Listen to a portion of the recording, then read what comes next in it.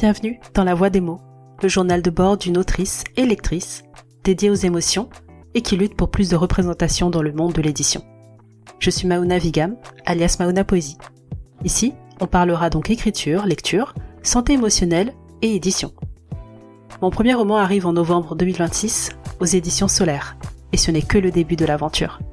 Installez-vous, c'est parti. Hello, j'espère que vous allez bien malgré les températures incendiaires qu'on connaît actuellement en France. Je sais pas où vous écoutez cet épisode de podcast, mais j'espère que chez vous ça va, que vous êtes hydratés, que vos proches vont bien et que vous arrivez quand même à tenir malgré tout ce qui se passe en ce moment. Aujourd'hui, on va parler de plusieurs choses. Je pense qu'elles sont toutes importantes parce qu'elles suivent toutes un fil conducteur. Et contrairement à la fois précédente, je vais pas découper les parties parce que vous perdriez le sens si vous sautiez d'une partie à une autre. Bref, l'épisode sera pas très long, mais je pense qu'il vaut la peine d'être écouté en intégralité. Par rapport donc au titre de cet épisode de podcast, je me suis rendu compte que j'étais déjà épuisée d'une certaine manière alors que mon livre n'est pas encore sorti. C'est pas une fatigue normale, c'est pas le genre de fatigue j'ai beaucoup trop travaillé ce trimestre ou la rentrée a été dure, etc. Non, c'est plus profond que ça, c'est plus installé. Et j'ai tenté de comprendre ce que je vivais, si ce que je vivais avait un nom, donc de me renseigner, parce que d'une certaine manière mettre des mots dessus, c'est déjà se sentir un peu moins seul, je pense, avec ce sentiment. Et peut-être aussi trouver un début de solution pour vivre avec, à défaut de le corriger ou de le retirer, parce qu'à mon sens, je pense pas que ce soit possible. Alors, effectivement, ça a un nom, il y en a même plusieurs, parce qu'en réalité, ma fatigue prend plusieurs formes, plusieurs couleurs. Le premier que j'ai trouvé, c'est ce qu'a théorisé William A. Smith, par rapport à la racial battle fatigue, désolé pour mon accent, qu'on peut comprendre comme la fatigue du combat racial.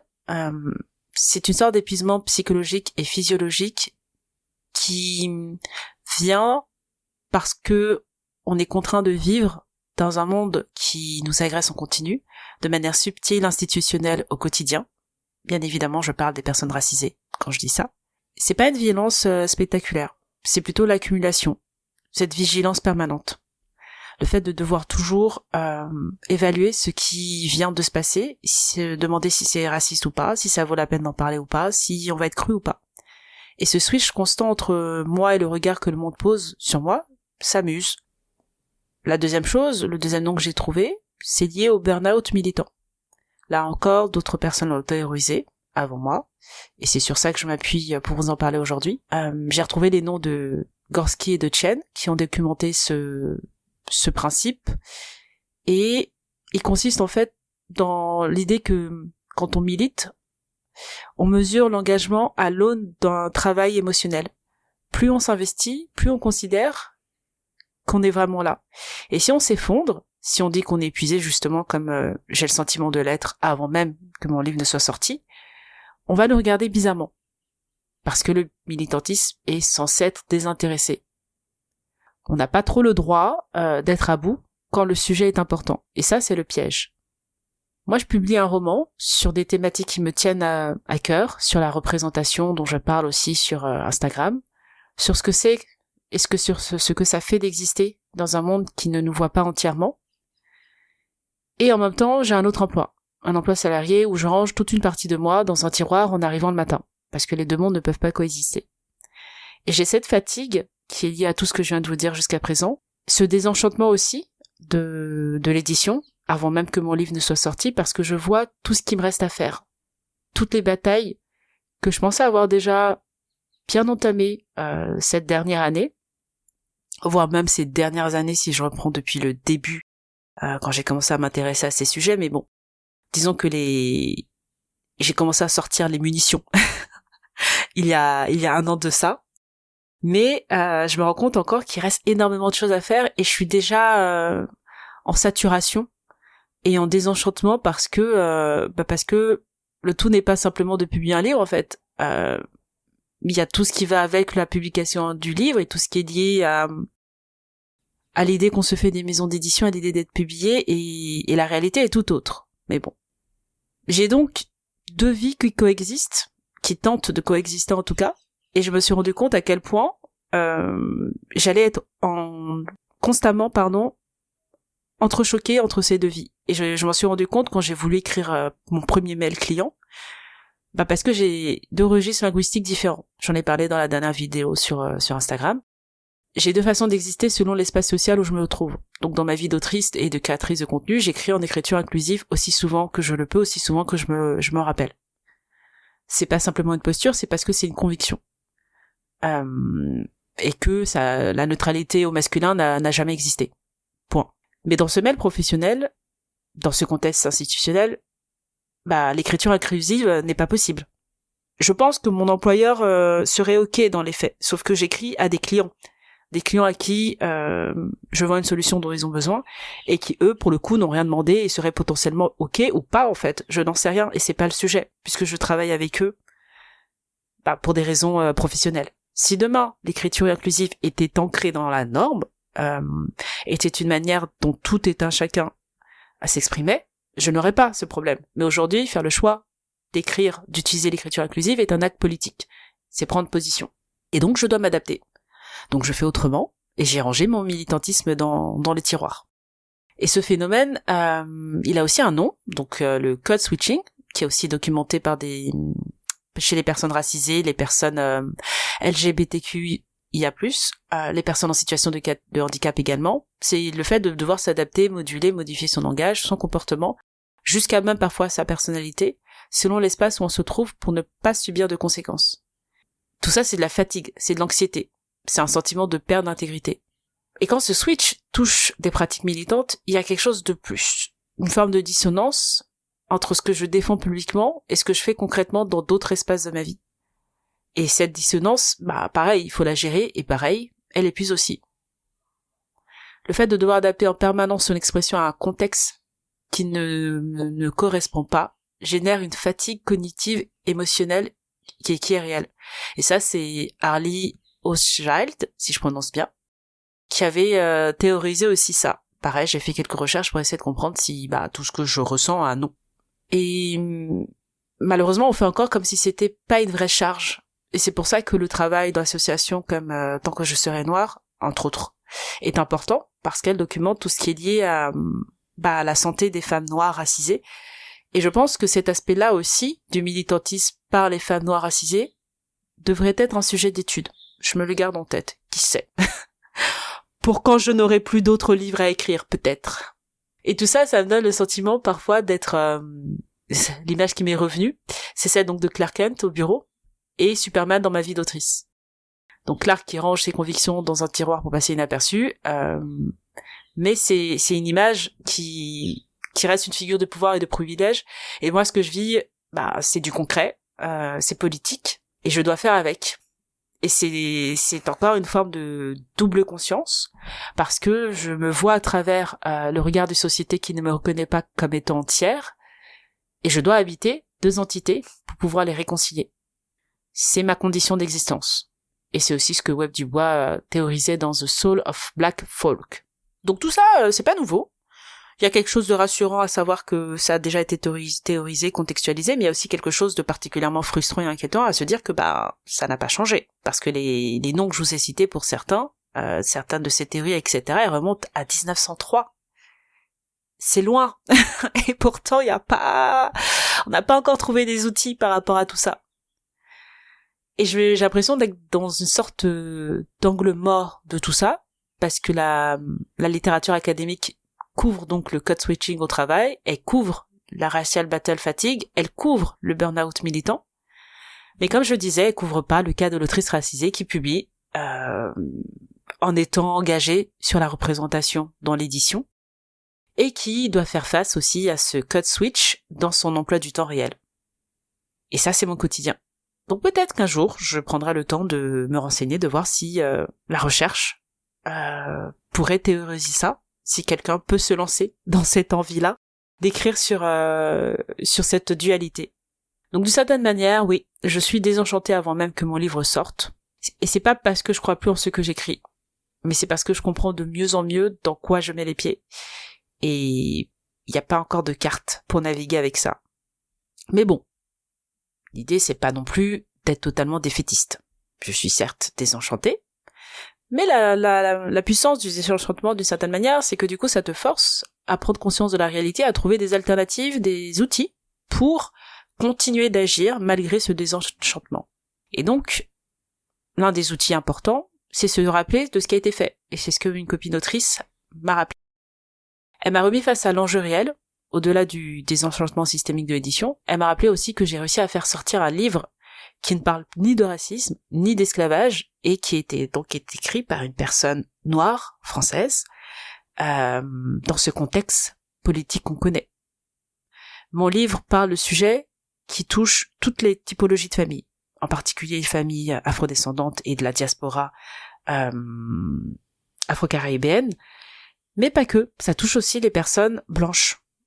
Et c'est important pour moi d'avoir réussi à écrire un livre donc qui sorte des sujets de racisme, d'esclavage, etc., et qui soit contemporain par ces thématiques et d'actualité par les sujets et les outils que je tente de proposer et d'aborder à travers cette fiction.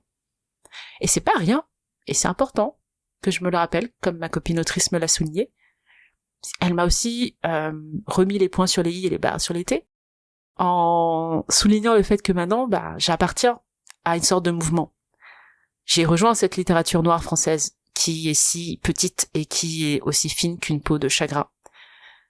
Mais c'est le début de quelque chose.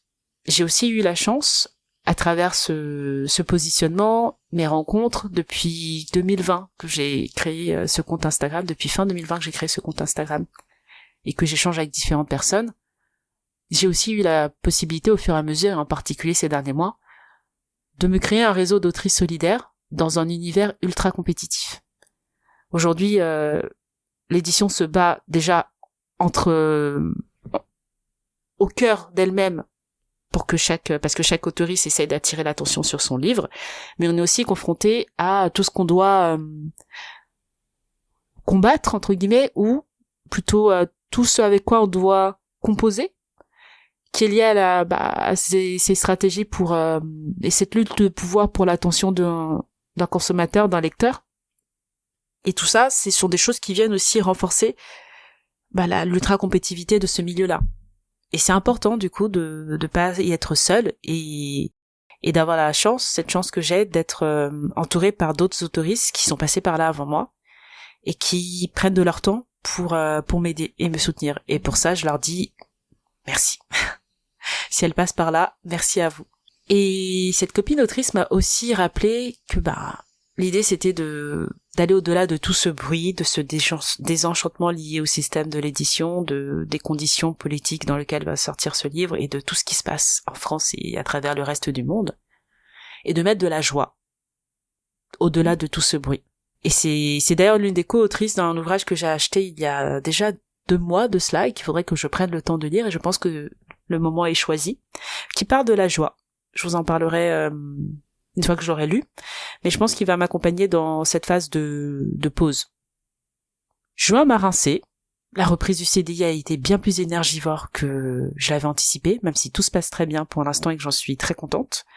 Et d'ailleurs, merci pour tous vos messages de soutien à ce sujet-là et pour toutes les personnes qui m'ont demandé comment ça s'était passé. Ça me touche beaucoup que vous ayez pris du temps pour faire tout ça, parce que certes, je partage des choses sur mes réseaux, dans mes stories, etc., mais elle nous y oblige à y faire attention et à venir prendre des nouvelles. Et j'apprécie beaucoup que beaucoup de personnes aient pris ce temps pour le faire. Ça me fait penser, j'ai failli oublier, merci également pour tous vos messages d'anniversaire. C'était le 21 juin dernier. Et c'est la date à laquelle je vous ai proposé un jeu concours qui s'est terminé hier. Mais bon, vous qui êtes sur la newsletter, vous y étiez notifié depuis le mois dernier. Vous saviez qu'il y avait ce jeu concours qui allait arriver. Donc merci beaucoup pour toute l'énergie que vous m'envoyez aussi. Malgré ce désenchantement, malgré cet épuisement, ça participe beaucoup à me permettre de continuer d'avancer, de continuer à vous produire tout ce contenu, de continuer à espérer que mes livres soient lus et à tout faire pour que cela arrive. Donc à nouveau merci. Même si je ne suis pas Hercule, je ne suis pas Clark Kent et ses super pouvoirs, je pense que à mon échelle, je vais y arriver. Je vais arriver à mener de front ces 2 vies ce n'est que le début, ça fait que 3 semaines, et forcément, c'est peu pour pouvoir faire tous les ajustements nécessaires. Mais j'ai confiance, j'ai foi sur le fait que je vais y parvenir. Comment? En ralentissant, encore, à nouveau, toujours. On n'en finit jamais en réalité. Et la notion de repos, je me suis rappelé de ça aussi lors du dernier book club qu'on a fait dans l'association Overbooké pour laquelle je suis membre. On a reçu Isis Labo-Caberia, dont je vous ai déjà parlé, et qui a aussi rappelé quelque chose d'essentiel, que le repos est une arme de résistance. Tricia Hersey, fondatrice du Nap Ministry, avait théorisé cette idée-là en 2016, et elle avait écrit que nous ne reposons pas pour être productifs. Nous nous reposons simplement parce que c'est notre droit. Et elle va plus loin, en considérant que le repos dans sa forme la plus simple devient un acte de résistance et une reconquête du pouvoir parce qu'il affirme notre humanité la plus fondamentale. Comme l'a conclu Isis dans son texte, peut-être que le monde ira mieux lorsque les femmes noires auront enfin droit au repos. Si vous ne comprenez pas pourquoi cette phrase est importante, je vous renvoie à tout le contenu que je vous partage sur Instagram, mes lectures sur ce podcast, etc., etc. Parce que l'intersectionnalité le montre, les femmes noires sont à la croisée de toutes les discriminations et de toutes les luttes, et les femmes noires ne se reposent pas. Je vous renvoie à l'époque de l'esclavage. Ça vient de là, à minima, et ça se traduit dans toutes les strates de notre société aujourd'hui. Bref. Je vais partir en vacances pendant une semaine, après mon séminaire d'entreprise de 3 jours, qui va sans doute aussi me mettre KO. Mais voilà, je vais partir en vacances, je vais me forcer à ralentir, à laisser mon cerveau en jachère, juste prendre des notes de temps en temps quand des idées vont popper, parce que ce serait trop dommage de pas les noter, faut pas déconner. Et voilà. Et je vais y arriver à être cette autrice noire qui jongle entre 2 vies, dans un contexte politique qui se dégrade, dans une industrie qui ne nous facilite rien. Je vais être cette autrice noire, cette personne noire qui va choisir le repos et qui va accepter que ce n'est pas une forme de passivité, mais un acte nécessaire pour continuer. Et pour m'y accompagner, je vais amener avec moi mon tapis de yoga Maola. J'avais promis un update à son sujet. Le voilà, je l'aime vraiment. Sans doute parce qu'il est fait main, unique, donc, avec une matière qui se sent sous les doigts, et sans doute aussi parce que je l'ai choisi pour ses valeurs qui résonnent avec les miennes. La marque Maola travaille avec du coton biologique tissé à la main, dans une logique de réduction d'impact sur la biodiversité tout au long de la chaîne de production. Ils investissent dans des projets de reforestation et de restauration des habitats. Et leurs engagements sociaux sont réels. Conditions de travail équitables, soutien aux communautés locales, avec un focus sur l'Inde notamment. Et c'est co-créé par une personne d'origine indienne. C'est pas du greenwashing de façade. C'est, à mon sens, une démarche cohérente de la culture du coton jusqu'à l'atelier.